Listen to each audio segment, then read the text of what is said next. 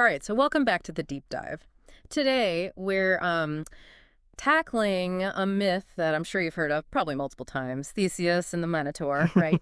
But this isn't just going to be us, reading the Spark Notes version. Yeah, no. We went pretty deep on this one. We've got Hugh Lupton and Daniel Morden's retelling, which is pretty fantastic. Plus, we pulled some analyses, some even some of those book descriptions you see, just to kind of get a feel for how this myth is, how it's perceived, I guess. Right. And the whole goal here is to, extract the core, the important stuff from this story, the stuff that's really stuck around, and how Lupton and Morden kind of breathed new life into it. Yeah, I mean, it's a story about a monster in a maze, Yeah. pretty basic primal fears. Yeah. But there's so much more to it than that. Yeah, yeah. It's on the surface, it's a scary monster, but when you actually dig in, it's about a lot more than that. So, okay, I guess we should introduce the players. We're the who's who of this whole mess. Right, so we got to start with Theseus, right? He's the Prince of Athens. He's the hero of the story. Yeah. And what's interesting about Theseus, especially in this version, is that he's not just reacting. He's not just, waiting for fate to happen to him. He volunteers, basically, to go fight the Minotaur. He's taking charge. He's not messing around. No, he's not. He's got a job to do. Okay, so then there's the Minotaur. I mean, come on, half man, half bull, trapped in this crazy maze. Right. Just that image is so, so powerful. One of the analyses we were looking at was saying that the Minotaur is a representation of our own kind of inner wildness, the stuff that we try to keep hidden away. Yeah, that's a really common interpretation, I think. The Minotaur being this embodiment of our darker impulses, the animalistic side of human nature. The maze itself, the labyrinth, kind of becomes a metaphor for the human psyche, all the twists and turns, the hidden depths. That's really interesting. So we've got the hero and the monster, but then there's King Minos. He's the one calling the shots in Crete. Yeah, he's the one who demands this tribute from Athens, right? Yes. 7 young men and 7 young women every year to be sent to the labyrinth. It's a pretty brutal demand. Oh, it's awful. And it comes from this whole backstory, right? This I think it was Athens had killed Minos' son or something. So he's basically getting revenge. Right. There's definitely a history of bad blood between Athens and Crete. And Minos, he's not exactly a sympathetic character, but he's not just some mustache-twirling villain either. He's got his reasons. He's grieving. He's powerful. And that's what makes him interesting, right? Yeah. He's not just pure evil. Exactly. He's a complex character. And then, of course, there's Ariadne, Minos' daughter. She's the one who falls for Theseus and helps him escape the labyrinth. Yeah, she's the one with the thread, right? The ball of thread that he uses to find his way back out of the maze. It's such a classic image. And it's not just a practical thing, a way to navigate. It's symbolic too, right? Definitely. The thread represents a lot of things. Mm-hmm. Hope, guidance, connection. It's the lifeline that literally keeps Theseus from being lost forever in the labyrinth. Oh, and speaking of the labyrinth, we can't forget the guy who designed it, Daedalus. He's got his own whole story, right, with Icarus and the wings. Yeah, Daedalus is a pretty fascinating character. He's a brilliant inventor, but also kind of tragic. He creates this amazing maze, but then he gets trapped in it himself. And then his son, Icarus, flies too close to the sun and splat. Yeah. Not a good ending there. So, I mean, okay, there's all these interesting characters, and the story itself is super engaging. But what about the deeper stuff? What are the themes that Lupton and Morden are really trying to explore? Well, obviously, courage is a big one. Yeah.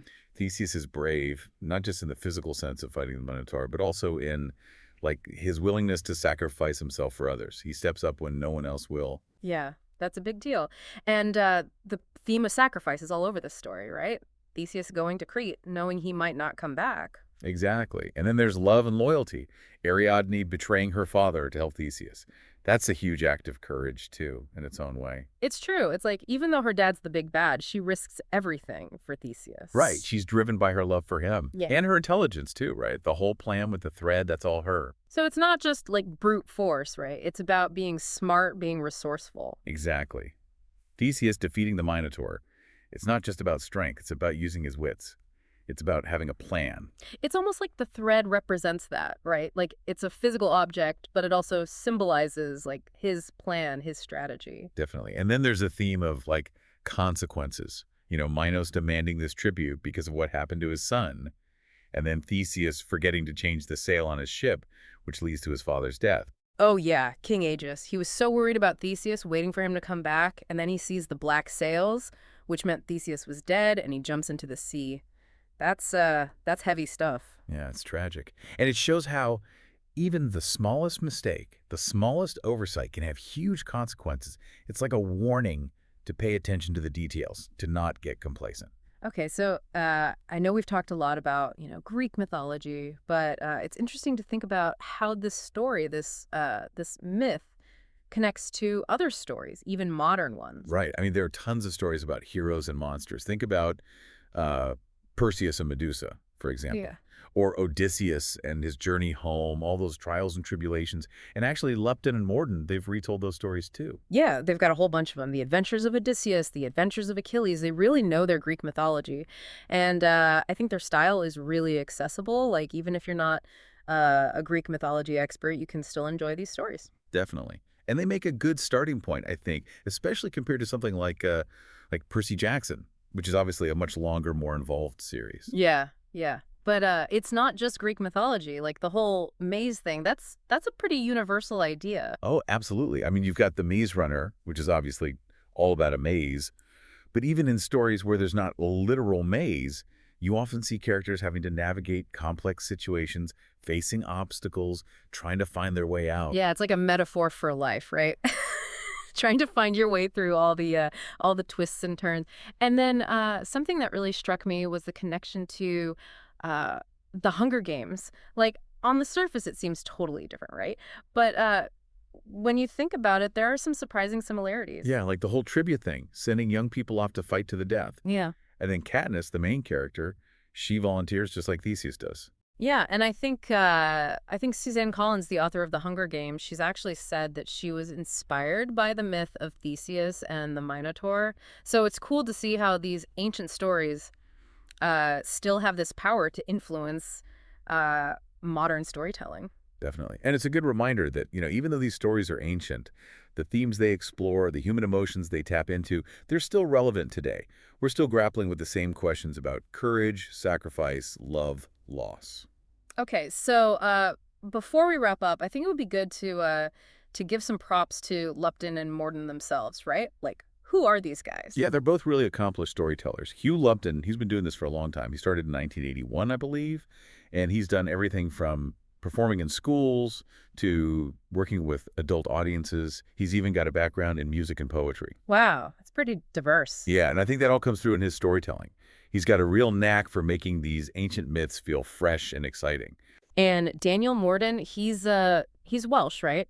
And he's been telling stories professionally since 1989. He focuses mainly on traditional tales, especially Celtic and Greek myths. Right, and he's performed all over the world, in schools, theaters, festivals. He's a real pro. Hmm. And together, they've won awards for their work, which, isn't surprising. They're both so talented. Yeah, they definitely seem like the perfect team to tackle a myth like Theseus and the Minotaur. All right, so I guess it's time to wrap up. I feel like we've really gone deep on this one. What are your final thoughts? Well, I think this myth is so enduring because it speaks to some of our deepest fears and desires. The fear of the unknown, the hope for heroism, the desire for connection and love. Yeah, and the whole idea of, facing our monsters, both literally and figuratively. Theseus going into the labyrinth to fight the Minotaur, that's like a metaphor for all the challenges we face in life. Exactly. And I think Lufton and Morden do a great job of bringing that out in their retelling. They make these ancient characters feel real. They make the story feel relevant to our lives today. Yeah, I completely agree.